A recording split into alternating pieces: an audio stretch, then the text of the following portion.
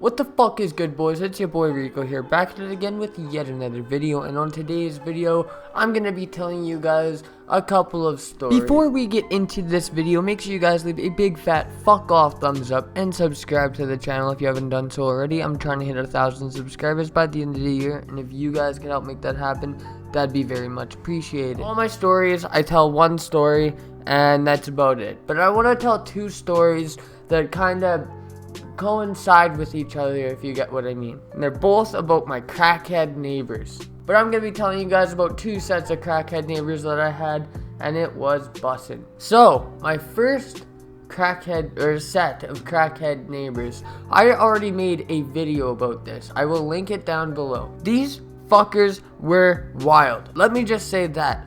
Okay, so all spring, summer, fall, they would sit in their backyard, right? And they would just slam beers down.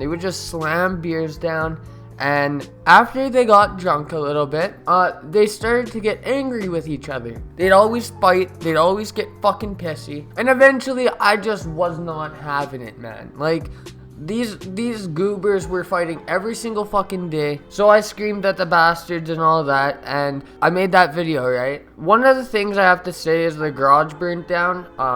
They had a space heater in a place where they worked on vehicles with oil spills and shit. So, if that space heater tipped over, woof, gone. And that's exactly what happened, right?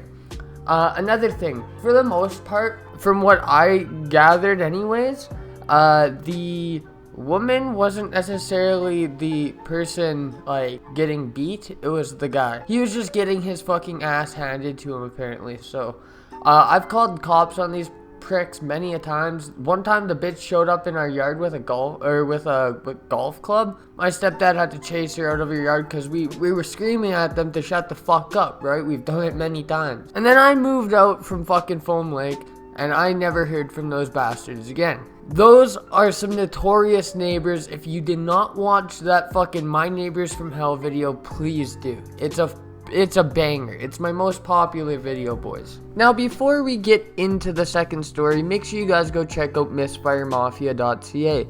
Go cop a hoodie, go cop a few stickers. Not only will you be supporting me, but you will be supporting my buddy and my brother's, like, car group, right?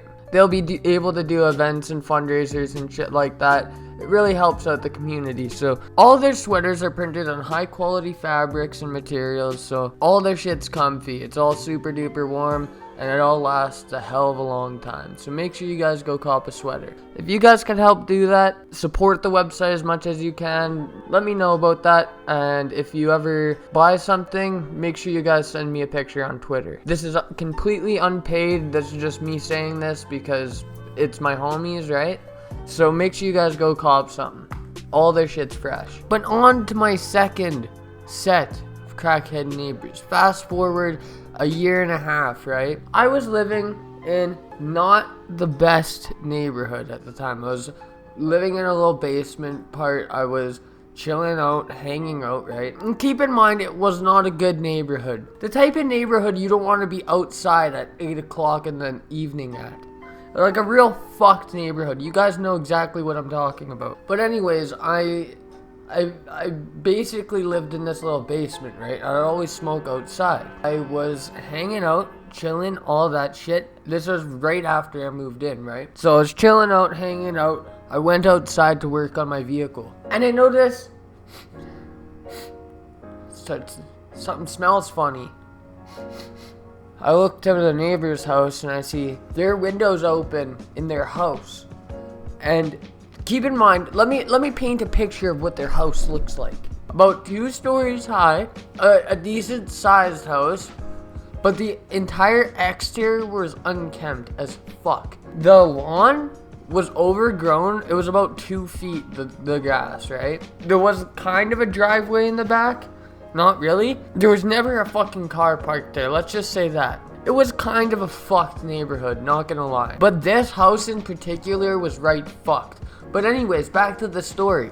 This whole house was unkempt, boarded up windows and shit, but one of the windows was open, right? And they had this fucking thing open, and there was a bunch of smoke coming out, right? Just light smoke, like almost like a vape, right? but it smelt like burnt plastic. So I knew it was fucking meth. This house smelt so fucking bad of meth.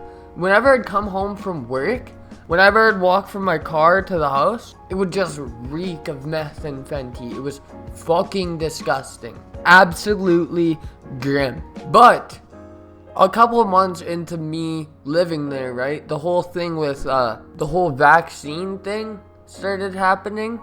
Now, I don't want to say the V word too much because I know Susan will Wabajaki. I know Susan doesn't like that very much, right, boys? So, I'm not going to say the V word again. I was coming home from work this day, right? And I came from my car into the house, right? But because my roommates were parked in the driveway, and I couldn't really park anywhere, so I had to park sort of in the back alley. Not in the back alley, but like near the back alley, right? So I parked there and I get out of the car. One of the neighbors walks up to me, right? And he's like, yo, are you vaccinated? No. He's like, thank Christ. And then he started spitting all these bullshit facts, right? Oh, vaccines, they make your balls get big and swollen. I hear those vaccines have nanobots in them. Just fucking every goddamn, like, conspiracy theory you can think of. Like a real tinfoil hat type motherfucker. And he was talking at 1,000,000 miles an hour. It was fucked. And I was sitting there laughing my ass off because this guy was tweaked out of his goddamn mind. I don't know how good of a picture I'm fucking painting right. This guy was like scratching himself fucking like a gibber in an alley. He was right fucked up off the tweak. Like he looked like he smoked all of the meth. All of it. But he was spitting all these conspiracy theories out, and they weren't the dangerous type of tweaker, I don't think. This guy was like the type of guy that was like, you would know he's a tweaker, but you would like, he's the type of guy where you would get him to like go get you a bag of chips for some cookum change. Real petty shit. He's the type of tweaker you would find outside of a fucking liquor store asking people for $1 for a smoke. Not really a dangerous guy. But this house, let me tell you one thing. I'm pretty sure, I don't want to actually confirm anything, but I'm pretty sure this house wasn't really owned by anybody. Like the landlord must have died or something. Because people were coming in and out of this house all the time, and there was no power. Like nobody was ever there during winter. It was fucked. Anyways, tell me what you guys think about these tweaker stories. Hope you enjoy. Leave a big fat fuck off thumbs up and subscribe to the channel if you haven't done so already. I'm trying to hit 1,000 subscribers by the end of the year, and if you guys can help make that happen, that'd be very good. Follow my Twitter at animationsdsk to keep up with all my shit, my Snapchat, my Instagram, that shit's all down below. I'm making music soon. That's gonna be fucking lit. Anyways, I'm out, boys. Adeuces.